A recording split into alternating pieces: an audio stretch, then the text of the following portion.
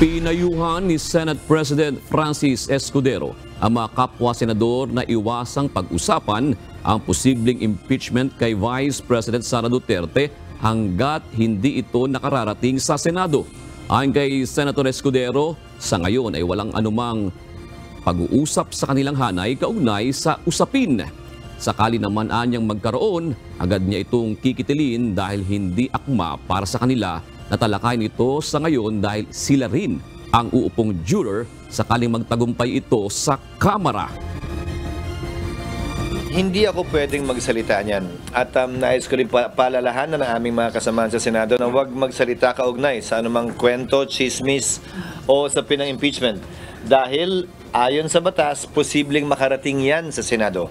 At hindi magandang pinapanguna ng sinumang miyembro ng Senado ang anumang usapin o impeachment na maaaring makarating sa aming mga lamesa, tanggapan at institusyon.